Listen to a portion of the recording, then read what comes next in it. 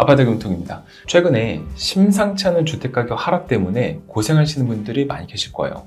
반면에 주택가격 상승장에 남들 다 받은 분양권 하나 못 받아보고 주택가격 오르는 거를 올려다보기만 하면서 부동산 타이밍을 못 잡은 분들 많이 계실 겁니다.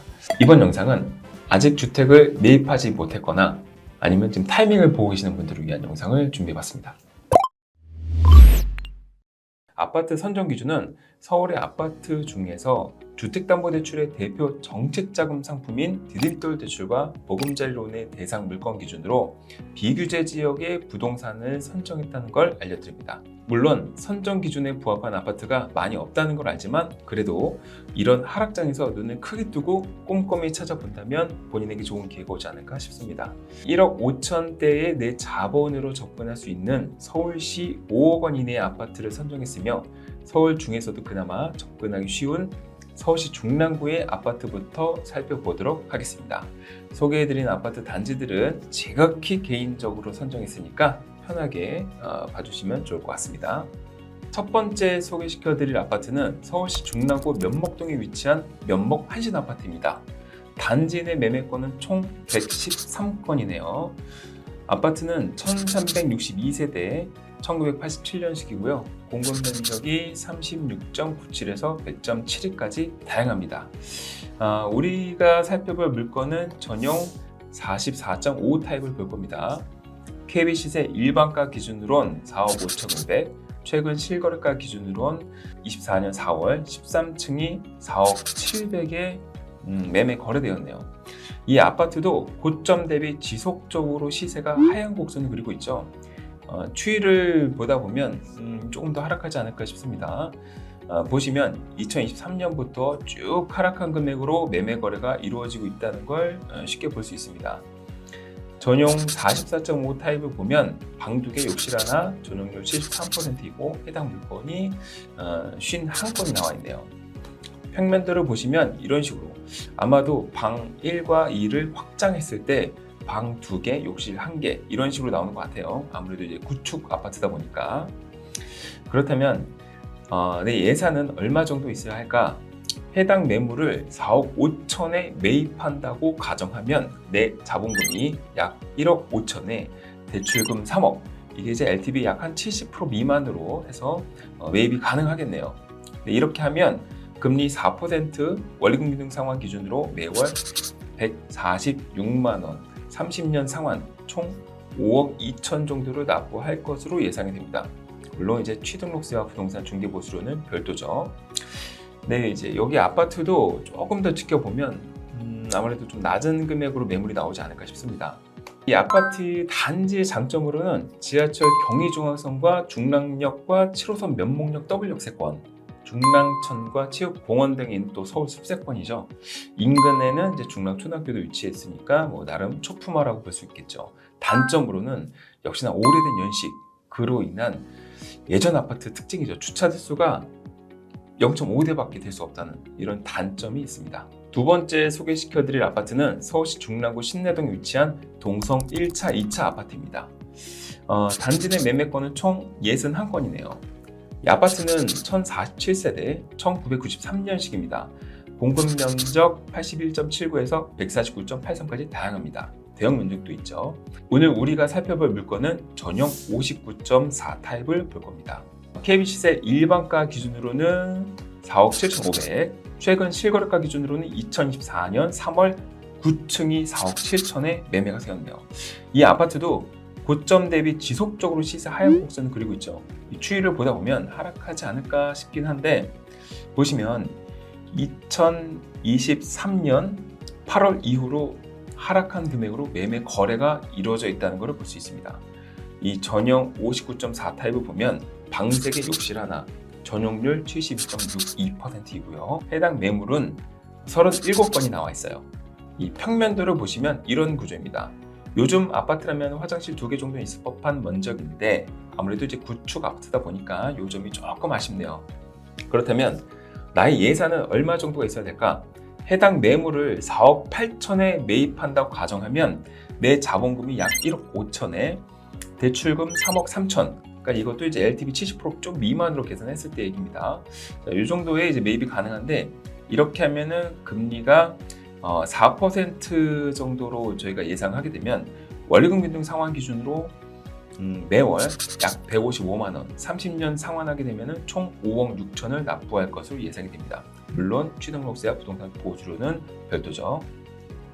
마찬가지로 좀 더 지켜보면 더 낮은 금액으로 매물이 나오지 않을까 싶어요.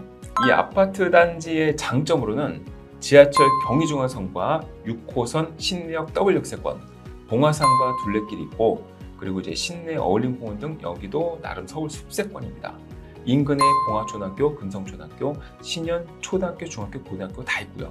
단점으로는 이제 좀 아쉬운 오래된 연식 구축 아파트라는 점과 주차 대수가 0.8대, 아까보다는 조금 낮지만, 그리고 여기가 지하 주차장이 많이 없다 보니까 지하 주차장 자체가 좀 혼잡하다, 이런 단점이 있습니다.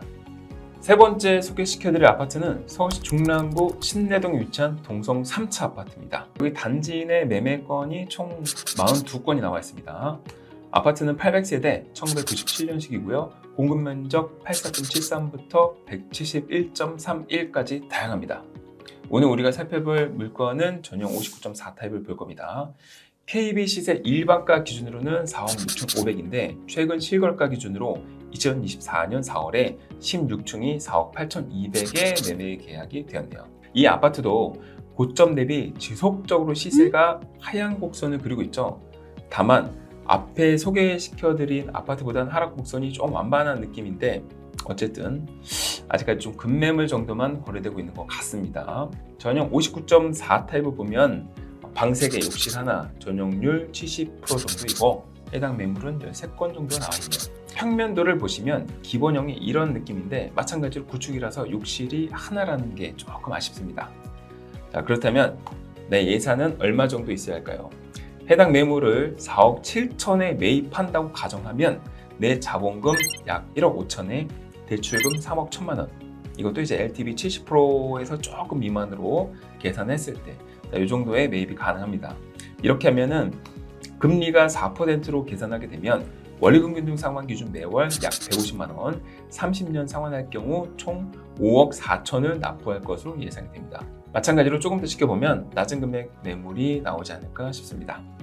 이 아파트의 장점으로는 지하철 경의중앙선과 6호선 신내역 W역세권, 봉화산과 둘레길, 신내 어울림공원 등 서울 숲세권입니다. 인근 봉화초등학교, 금성초등학교, 신현초, 중고가 다 있고요. 서울 의료원도 있고 홈플러스도 있고 근처에 편의시설은 다 갖추고 있죠. 단점으로는 역시나 구축이라는 점.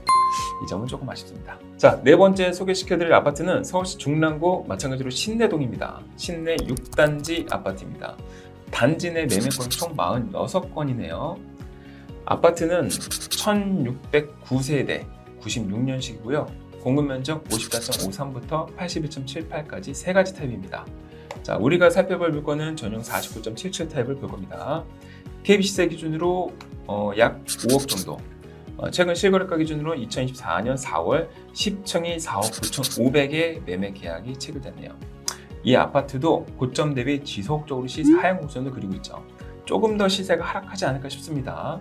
보시면 2021년도부터 쭉 하락한 금액으로 매매 거래가 이루어지고 있는데 이것도 좀 조정이 있지 않을까 싶어요. 전용 49.77 타입을 보면 방 2개, 욕실 하나, 전용률 73%이고 해당 매물은 15건이 나와 있네요. 자, 평면대로 보시면 이런 식인데 방 3개로 봐도 괜찮을 것 같습니다. 이 거실 겸 침실이 하나 있어서 인테리어를 어떻게 하느냐에 따라 좀 느낌이 달라지지 않을까 싶어요. 그렇다면 내 예산은 얼마 정도 있어야 할까요? 해당 매물을 5억에 매입한다고 가정하면 내 자본금 약 1억 5천에 대출금 3억 5천, LTV 70%죠. 이 정도로 이제 매입이 가능한데 이렇게 하면 금리 4%의 원리금 균등 상환 기준으로 매월 167만 원, 30년 상환하게 된 경우 총 6억 정도를 납부할 것으로 예상이 됩니다. 물론 이제 취등록세, 부동산 중개보수료, 그리고 재산세 같은 건 다 별도죠.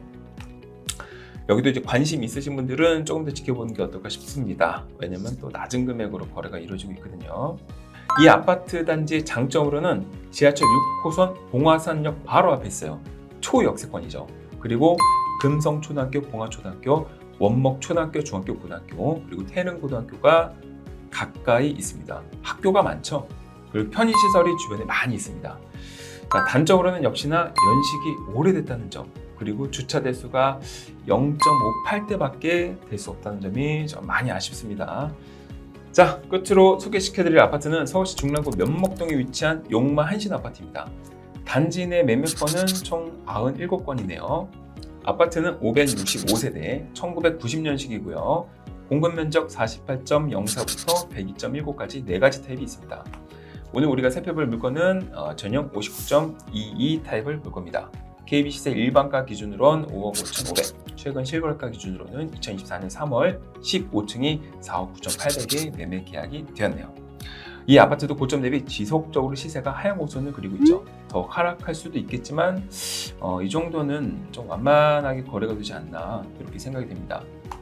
2022년 6월까지는 고점을 찍고 꾸준히 좀 하락 거래가 이루어지고 있는데 현재는 4억 원대까지 내려왔어요.